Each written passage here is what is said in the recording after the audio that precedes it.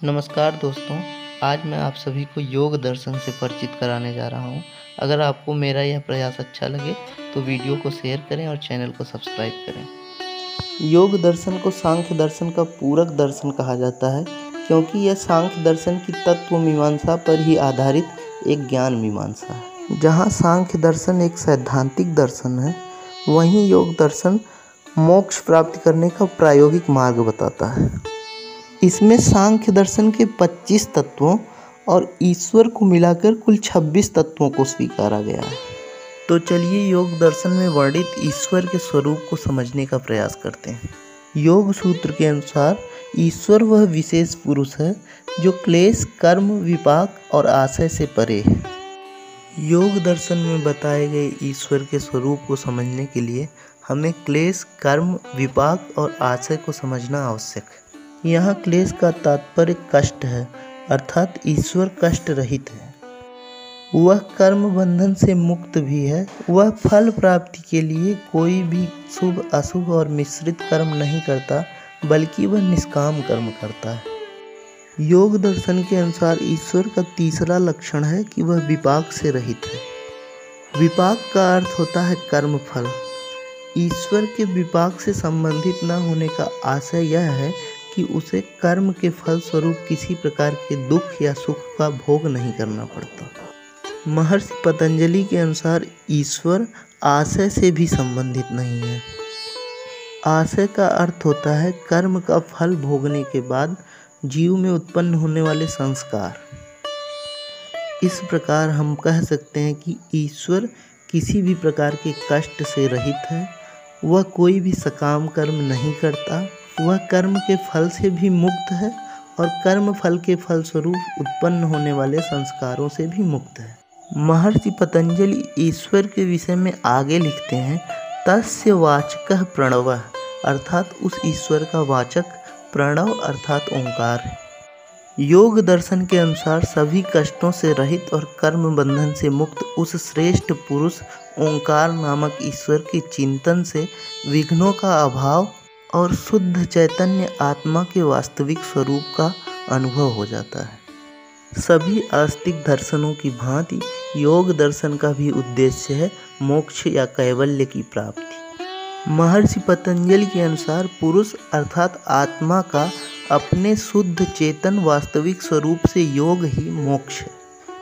अर्थात चेतन पुरुष का जड़ प्रकृति से वियोग हो जाने पर जब वह अपने वास्तविक स्वरूप में प्रतिस्थापित हो जाता है तो इसे ही मोक्ष की संज्ञा दी गई है। महर्षि पतंजलि ने इसी मोक्ष प्राप्ति के लिए योग साधना का मार्ग बताया है, जिसके लिए उन्होंने योग सूत्र नामक ग्रंथ की रचना की। योग सूत्र में कुल 195 सूत्र हैं और यह 4 पादों में विभाजित है। पहला है समाधि पाद। इसमें योग की परिभाषा, योग के लक्ष्य, समाधि और उसके भेदों का वर्णन। दूसरा है साधना पाद। इसमें समाधि प्राप्ति के लिए क्रिया योग का वर्णन है। इसी में क्लेश तथा कर्म फल के सिद्धांतों का भी वर्णन। तीसरा भाग विभूति पाद है, जिसमें योग द्वारा अर्जित की गई अलौकिक शक्तियों का वर्णन है। योग सूत्र के अंतिम भाग कैवल्य पाद के माध्यम से महर्षि पतंजलि ने मोक्ष की दार्शनिक व्याख्या की है। अब चलिए योग दर्शन के प्रमुख सिद्धांतों पर एक एक करके दृष्टि डालते हैं। महर्षि पतंजलि ने योग को परिभाषित करते हुए कहा है, योगश्चित्तवृत्ति निरोधः, अर्थात चित्त की वृत्तियों का निरोध करना या रोक देना ही योग है। इस प्रकार योग को समझने के लिए हमें समझना होगा कि चित्त क्या है। सांख्य दर्शन के अनुसार पुरुष और प्रकृति के संयोग से महत अर्थात बुद्धि का जन्म होता है, जिससे फिर अहंकार का जन्म और अहंकार से मन का जन्म होता है। मन, बुद्धि और अहंकार के सम्मिलित रूप को ही महर्षि पतंजलि ने चित्त की संज्ञा दी है। प्रकृति की भांति ही चित्त भी त्रिगुणात्मक होता है। इसके भी 3 गुण होते हैं, सत, रज और तम। इन्हीं तीनों गुणों के विभिन्न अनुपातों के फलस्वरूप चित्त अनेक वृत्तियों और अनेक अवस्थाओं को धारण करता है। महर्षि पतंजलि ने वृत्तियों की संख्या 5 बताई है, जो इस प्रकार है। पहला है प्रमाण वृत्ति, दूसरा विपर्यय वृत्ति, तीसरा विकल्प वृत्ति, चौथा निद्रा वृत्ति और पांचवा स्मृति वृत्ति। आइए एक एक करके इनको समझते हैं। प्रत्यक्ष, अनुमान और आगम को उन्होंने प्रमाण वृत्ति की संज्ञा दी है। इनमें से प्रत्यक्ष प्रमाण का अर्थ है इंद्रियों से शंका रहित अनुभव प्राप्त करना। जैसे हम किसी घटना को अपनी आंखों के समक्ष होता देखते हैं या अपनी जीभ से किसी चीज़ का स्वाद चखते हैं, इस प्रकार के अनुभव को प्रत्यक्ष प्रमाण कहा गया है। और प्रत्यक्ष के द्वारा अप्रत्यक्ष का ज्ञान होना ही अनुमान प्रमाण कहा गया है। जैसे यदि हम अपने आसपास चारों ओर पानी को देखते हैं तो हम यह अनुमान लगा सकते हैं कि बारिश हुई होगी। इस प्रकार पानी को देखकर बारिश का अनुमान लगाना ही अनुमान प्रमाण कहलाता है। तीसरा प्रमाण आगम प्रमाण है, जिसे शब्द प्रमाण भी कहा जाता है। वेद, शास्त्र एवं आप्त पुरुषों अर्थात विद्वानों के वचनों को ही शब्द प्रमाण की संज्ञा दी गई है। जैसे आज हम न्यूटन्स लॉ या हाइजेनबर्ग के प्रिंसिपल को प्रमाण के तौर पर देखते हैं। दूसरी वृत्ति है विपर्यय वृत्ति। विपर्यय का अर्थ होता है विपरीत या भ्रम। मिथ्या ज्ञान को ही विपर्यय वृत्ति की संज्ञा दी गई है, जैसे रस्सी को सांप समझना, अनित्य को नित्य मान लेना इत्यादि। तीसरी वृत्ति विकल्प वृत्ति है। शब्दों के आधार पर कल्पना करने को ही विकल्प वृत्ति कहा गया है। जैसे सींगों वाला मनुष्य, ऐसा सुनकर सींग वाले मनुष्य की आकृति तो बनेगी, परंतु यह ज्ञान भी रहेगा कि यह असंभव है। चौथी वृत्ति निद्रा वृत्ति है। महर्षि पतंजलि के अनुसार अभाव के ज्ञान का अवलंबन ही निद्रा वृत्ति होती है। यहाँ अभाव से आशय है कि बाह्य जगत का ज्ञान न रहना। जब हम नींद या सुषुप्तावस्था में होते हैं, इसे ही निद्रा वृत्ति कहा जाता है। अंतिम वृत्ति है स्मृति वृत्ति। अन्य वृत्तियों से प्राप्त अनुभव का पुनः एहसास हो जाना है, अर्थात फिर से प्रकट हो जाना ही स्मृति वृत्ति कहा जाता है। जैसे यदि हमें कभी सर्प ने काटा हो तो सांप को देखते ही उस दर्द का अनुभव होना ही स्मृति वृत्ति है। महर्षि पतंजलि ने चित्त की 5 अवस्थाओं का भी वर्णन किया है। पहला है मूढ़ावस्था। यह तमोगुण के प्रधान होने से उत्पन्न होने वाली अवस्था है। इस अवस्था में व्यक्ति आलस्य, प्रमाद और पाप में लिप्त रहता है। दूसरी अवस्था है क्षिप्तावस्था। इसमें रजोगुण प्रधान होता है। रजोगुण चंचलता अर्थात संवेग का प्रतीक है। इस अवस्था में व्यक्ति का चित्त चंचल रहता है। व्यक्ति राग, द्वेष, काम, क्रोध, लोभ, मोह इत्यादि में प्रवृत्त रहता है। चित्त की तीसरी अवस्था विक्षिप्तावस्था है। इसमें सत्वगुण, रजोगुण और तमोगुण से अधिक तो होता है, परंतु रजोगुण और तमोगुण भी पूर्णतः अप्रभावी नहीं होते। ऐसा व्यक्ति कुछ समय के लिए ही एकाग्र हो पाता है, परंतु कुछ देर बाद वह रजोगुण और तमोगुण के प्रभाव से पुनः भटक जाता है। ऐसा व्यक्ति केवल कुछ ही समय के लिए अच्छा कार्य करने का निश्चय कर पाता है, परंतु वह पुनः तामसिक कार्य में प्रवृत्त हो जाता है। चित्त की चौथी अवस्था एकाग्रावस्था बताई गई है। इसमें केवल सत्वगुण ही शेष रह जाता है और तमोगुण और रजोगुण का अभाव हो जाता है। इस अवस्था में मनुष्य की वृत्तियों का प्रवाह केवल एक ही विषय में होता है। ऐसा व्यक्ति राग, द्वेष, लोभ, मोह का त्याग कर चुका होता है। एकाग्रावस्था में व्यक्ति धर्म, ज्ञान एवं वैराग्य में प्रवृत्त हो जाता है और बाह्य विषयों से पूर्णतः विमुख हो जाता है। महर्षि पतंजलि के अनुसार अंतिम अवस्था निरुद्धावस्था है। यह सबसे श्रेष्ठ अवस्था है। इसमें चित्त की सभी वृत्तियां समाप्त हो जाती हैं और चित्त पूर्णतः शांत हो जाता है। इसे असंप्रज्ञात समाधि की संज्ञा दी गई है। योग साधना में रत मनुष्य का चित्त बार बार विक्षेपित होने का प्रयास करता है, अर्थात भटकने का प्रयास करता है। इसे ही महर्षि पतंजलि ने योगांतर राय की संज्ञा दी है। योग सूत्र में 9 प्रकार के योगांतर राय बताए गए हैं। पहला है व्याधि, जिसका अर्थ होता है रोग। दूसरा है स्त्यान, चित्त की अकर्मण्यता को ही स्त्यान कहा गया है। तीसरा है संशय, जिसका अर्थ है व्यक्ति को योग मार्ग में पूर्ण विश्वास का ना होना। चौथा है प्रमाद, अर्थात योग मार्ग में उत्साह की निरंतरता का अभाव। 5वां योगांतर राय आलस्य है, इसमें व्यक्ति तमोगुण के प्रभाव से निष्क्रिय रहता है, अर्थात उसका शरीर भारी रहता है और कार्य में प्रवृत्त होने की इच्छा नहीं। छठा है भ्रांति दर्शन, जिसका अर्थ होता है मिथ्या ज्ञान। सातवां है अवरति, जिसका अर्थ होता है विरक्ति का अभाव। आठवां योगांतर राय है अलब्ध भूमिकत्व। यह चित्त विक्षेप तब होता है जब साधक अपने प्रयास के बावजूद भी समाधि की प्रथम भूमि पर नहीं पहुंच पाता। अंतिम योगांतर राय अनवस्थित्व है, जिसका अर्थ है स्थिरता का अभाव। इसमें साधक समाधि के निकट तो पहुंच जाता है, परंतु स्थिरता के अभाव से वह आगे प्रयास करना बंद कर देता है। महर्षि पतंजलि के अनुसार इन योगांतरायों पर दृढ़ निश्चय से विजय प्राप्त करके ही मोक्ष की प्राप्ति हो सकती है। अब चलिए योग दर्शन में वर्णित कर्म फल के सिद्धांत को समझते हैं। योग सूत्र में 4 प्रकार के कर्म बताए गए हैं। पहला है शुक्ल कर्म, अर्थात परिणाम प्राप्ति की आशा से किया गया पुण्य कर्म। दूसरा है कृष्ण कर्म, इसका अर्थ होता है परिणाम प्राप्ति के स्वार्थ से किया गया पाप कर्म। जब मनुष्य कभी पुण्य कर्म करता है, कभी पाप कर्म, तो इसे शुक्ल कृष्ण कर्म कहा जाता है। चौथा कर्म है अशुक्ल अकृष्ण कर्म। महर्षि पतंजलि ने इसे ही श्रेष्ठतम बताया है। इस प्रकार के कर्म से उनका अभिप्राय है परिणाम प्राप्ति के स्वार्थ से परे होकर कर्म करना।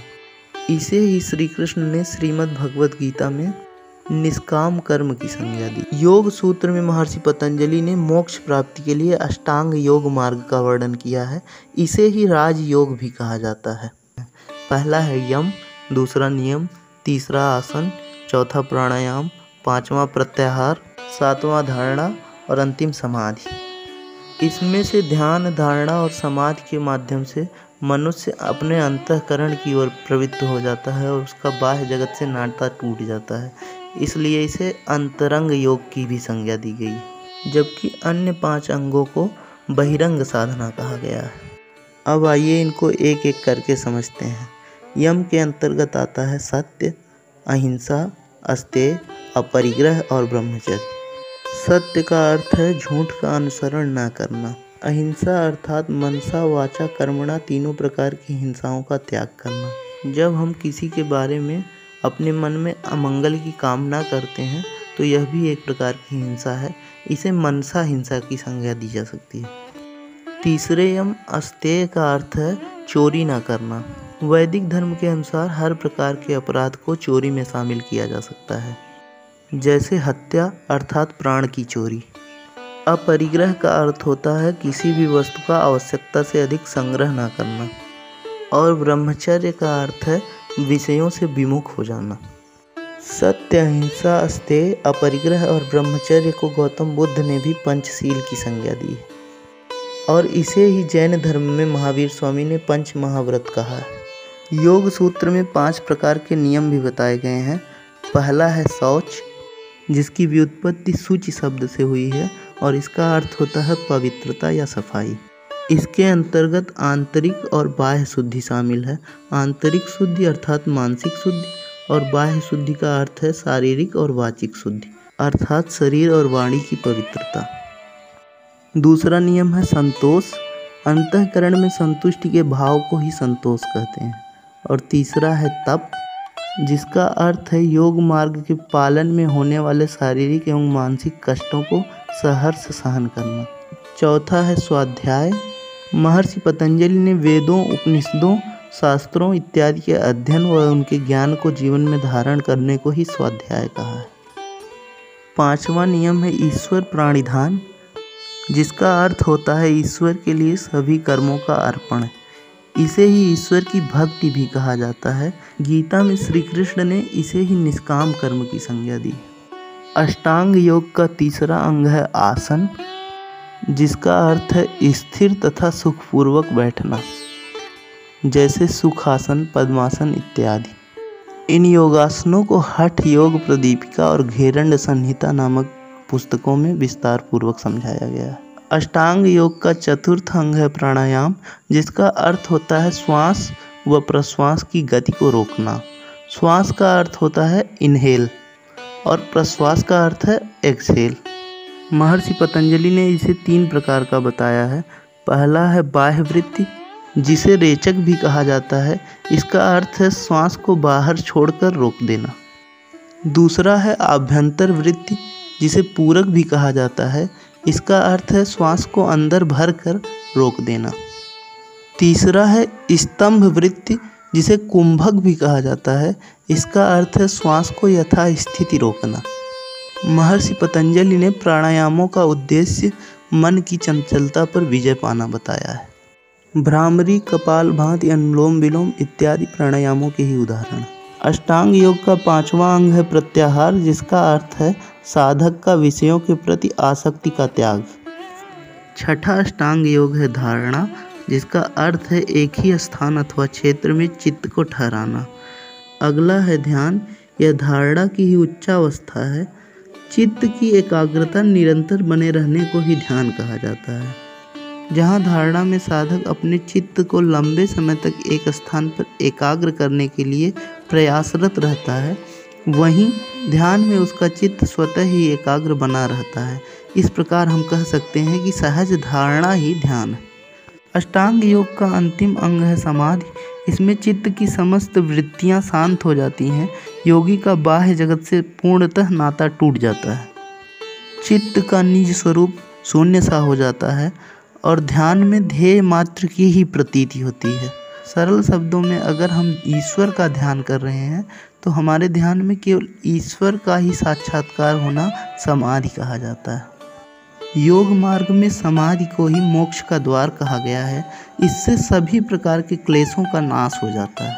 महर्षि पतंजलि ने 5 प्रकार के क्लेश बताए हैं, जिनमें से पहला है अविद्या, जिसका अर्थ है अनित्य को नित्य समझना, अपवित्र को पवित्र, दुख को सुख और अनात्म में आत्म भाव की अनुभूति करना। दूसरा क्लेश है अस्मिता, जिसका अर्थ है परिवर्तनशील चित्त और अपरिवर्तनशील आत्मा को एक सा समझना। तीसरा है राग, जिसका अर्थ है सुख और साधन के प्रति आकर्षण।